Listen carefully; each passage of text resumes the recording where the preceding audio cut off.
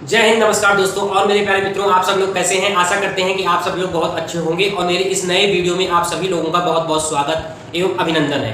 दोस्तों, आज के इस वीडियो में हम बुद्धि टॉपिक लेकर के आए हुए हैं। शिक्षा मनोविज्ञान में बुद्धि से अधिकतर प्रश्न हमारे इस टीचिंग एग्जाम में पूछे जाते हैं। तो दोस्तों, आज के इस वीडियो में हम बुद्धि अध्याय को पढ़ेंगे। कार्टर जी ने बुद्धि का संप्रत्यय 1885 ईस्वी में सर्वप्रथम प्रयोग में लाया था। और दोस्तों, देखा जाए तो अगर बुद्धि के पक्ष की बात किया जाए तो बुद्धि के दोस्तों तीन पक्ष बताए गए हैं। वो दोस्तों कार्यात्मक पक्ष होता है, संरचनात्मक पक्ष होता है और दोस्तों क्रियात्मक पक्ष होता है। तो दोस्तों, हमारा कार्यात्मक पक्ष से क्या तात्पर्य है? बुद्धि के कार्यों का अध्ययन कार्यात्मक पक्ष में दोस्तों किया जाता है और दोस्तों बुद्धि के संरचना एवं निर्माण का अध्ययन बुद्धि के संरचनात्मक पक्ष में किया जाता है और दोस्तों बुद्धि को प्रभावित करने वाले कारकों का अध्ययन बुद्धि के क्रियात्मक पक्ष में किया जाता है। और ये जो दोस्तों तीन पक्ष बुद्धि के बताए गए हैं। और दोस्तों, अगर देखा जाए तो बुद्धि के दो प्रकार हैं और दोनों प्रकार किस किन प्रकार से हैं, तो थॉर्नडाइक ने बुद्धि का एक प्रकार बताया है और दोस्तों एक गैरेट जी ने भी बुद्धि का प्रकार बताया है। और अगर देखा जाए कि अगर हमसे पूछा जाए कि थॉर्नडाइक के अनुसार बुद्धि के कौन कौन से प्रकार हैं, ऑप्शन में 3 बुद्धि दिया गया हो और चौथी बुद्धि ना हो, तो वो हमें टिक करना रहेगा कि हमारा कौन सा बुद्धि थॉर्नडाइक जी ने बताया है। तो अगर देखा जाए तो बुद्धि के 3 प्रकारों में पहली बुद्धि बताई है यांत्रिक बुद्धि, जो कि थॉर्नडाइक जी ने ही बताया है, और दूसरी बुद्धि बताई है अमूर्त बुद्धि और तीसरी बुद्धि बताई है सामाजिक बुद्धि।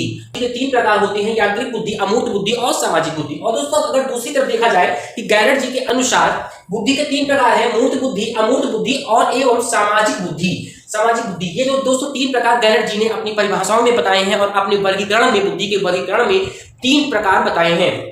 दोस्तों, अब देखा जाता है कि परिभाषाएं किसने क्या बताई हैं बुद्धि के संदर्भ में, कौन शिक्षा मनोवैज्ञानिक ने कौन सी परिभाषा दी है। तो देखा जाए कि सर्वप्रथम परिभाषा जो मिली है, बुद्धि ज्ञान अर्जन की क्षमता है।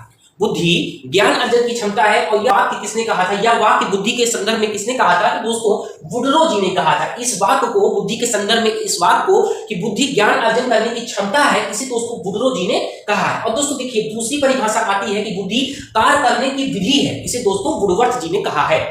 तीसरी परिभाषा को दोस्तों बुद्धि योग्यता प्राप्त करने की योग्यता है, इसको भी दोस्तों वुडवर्थ जी ने ही कहा है कि बुद्धि योग्यता प्राप्त करने की योग्यता है। और चौथी परिभाषा पे अब हम लोग दोस्तों आते हैं, तो इसको भी दोस्तों बुद्धि सीखने की वह पहचानने की योग्यता है। बुद्धि सीखने व पहचानने की योग्यता है, इसे दोस्तों गार्टन जी ने कहा है। और बुद्धि सीखने की योग्यता है, इसे दोस्तों बंकिंघम जी ने कहा है। बुद्धि सीखने की योग्यता है, बंकिंघम जी ने कहा है। और बुद्धि सीखने व पहचानने की योग्यता है, इसे दोस्तों गार्टन जी ने अपने बुद्धि की परिभाषा में बताया है और बुद्धि टॉपिक पे इन्होंने अपनी परिभाषा दिया है गार्टन जी ने। दोस्तों अगली परिभाषा आती है, बुद्धि अमूर्त विचारों के बारे में सोचने की योग्यता है, इसे दोस्तों टर्मन जी ने कहा है। टर्मन जी ने अपनी परिभाषा में बुद्धि के संदर्भ में अपनी परिभाषा को बताया कि बुद्धि अमूर्त विचारों के संदर्भ में सोचने की, विचार के बारे में सोचने की योग्यता है, इसे दोस्तों टर्मन जी ने कहा। और फिर दोस्तों अगली महत्वपूर्ण परिभाषा दोस्तों आती है कि बुद्धि अवधान की योग्यता है। ये परिभाषा कई बार पेपर में पूछा भी गया है कि बुद्धि अवधान की योग्यता है, इसे कई बार पेपर में दोस्तों पूछा गया। इसे दोस्तों स्काउट जी ने कहा है। किसने कहा है दोस्तों? स्काउट जी ने कहा है कि बुद्धि अवधान की योग्यता है। दोस्तों देखा जाए कि बुद्धि क्या है? बुद्धि अमूर्त है, बुद्धि जन्मजात होती है, लेकिन बुद्धि की परिभाषा में एक जीन पियाजे जी ने अपनी बुद्धि की परिभाषा दी कि बुद्धि अर्जित होती है। और वाइगोस्की जी ने कहा कि बुद्धि जन्मजात होती है। अगर देखा जाए तो दोस्तों बुद्धि अर्जित होती है, ऐसा वाक्य जीन पियाजे जी ने अपनी मनोविज्ञान की बुद्धि परिभाषा में बताया कि बुद्धि के सिद्धांत कौन कौन से मनोवैज्ञानिकों ने कौन कौन से सिद्धांत अपनी शिक्षा मनोविज्ञान में बताए हैं। तो दोस्तों इसको हम क्रमवार समझ लेते हैं। दोस्तों देखिए, अगर देखा जाए कि बुद्धि के कौन कौन से सिद्धांत मनोवैज्ञानिकों ने बताए हैं, तो इसमें दोस्तों पहला सिद्धांत जो आता है, एक कारक का सिद्धांत आता है, एक तत्व का सिद्धांत आता है। और दोस्तों एक कारक और एक तत्व का सिद्धांत अल्फ्रेड बिने जी ने दिया था। एक कारक एक तत्व का सिद्धांत बुद्धि के संदर्भ में एक कारक एक तत्व का सिद्धांत अल्फ्रेड बिने जी ने अपनी बुद्धि के सिद्धांत में दिया था। और दूसरी सिद्धांत दोस्तों आता है बुद्धि के संदर्भ में द्विकारक सिद्धांत। और दोस्तों द्विकारक सिद्धांत स्पीयरमैन जी ने दिया था। और दोस्तों स्पीयरमैन ब्रिटेन के नागरिक थे। कहां के नागरिक थे दोस्तों? ब्रिटेन के नागरिक थे। दोस्तों त्रिकारक सिद्धांत भी स्पीयरमैन जी की ही देन है। त्रिकारक सिद्धांत भी स्पीयरमैन जी ने अपनी बुद्धि के सिद्धांत में दिया है। चौथा दोस्तों सिद्धांत अब देखते हैं, बहुकारक सिद्धांत। दोस्तों बहुकारक सिद्धांत भी थॉर्नडाइक जी की देन है। किसकी देन दोस्तों? बहुकारक सिद्धांत बुद्धि के संदर्भ में थॉर्नडाइक जी की देन है।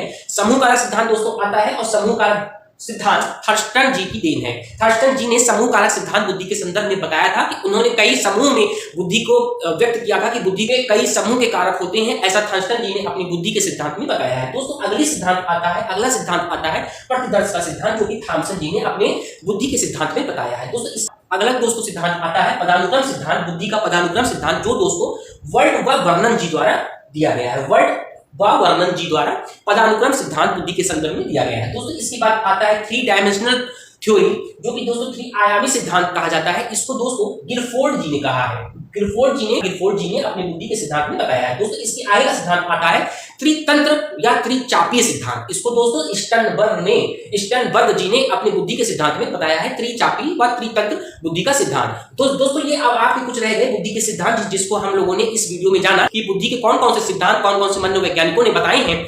और दोस्तों आज के इस वीडियो में हम लोगों ने बुद्धि की कई परिभाषाओं को जाना कि बुद्धि में कौन कौन सी परिभाषा कौन कौन से मनोवैज्ञानिकों ने कैसी दी है, बुद्धि के कितने प्रकार होते हैं और बुद्धि वैज्ञानिकों के अनुसार बुद्धि के कितने प्रकार बताए गए हैं। इसको आज इस वीडियो में हम लोगों ने जाना कि दो प्रकार बताए गए हैं। एक प्रकार थॉर्नडाइक जी के अनुसार बुद्धि का बताया गया है और दूसरा प्रकार गैरट जी के अनुसार बुद्धि के संदर्भ में बताया गया है। और दोस्तों बुद्धि के पक्ष हम लोगों ने आज इस वीडियो में जाना कि बुद्धि के कितने पक्ष हैं, बुद्धि के प्रकार कितने हैं, बुद्धि की कौन कौन सी परिभाषाएं दिया गया है, बुद्धि का संप्रत्यय सर्वप्रथम किसके द्वारा दिया गया था। तो ये 1885 में गार्टन जी द्वारा बुद्धि का संप्रत्यय दिया गया था और बुद्धि के सिद्धांत आज हम लोग जाने। तो दोस्तों आज के इस वीडियो में हम लोग बुद्धि के संदर्भ में काफी बातों को जाने।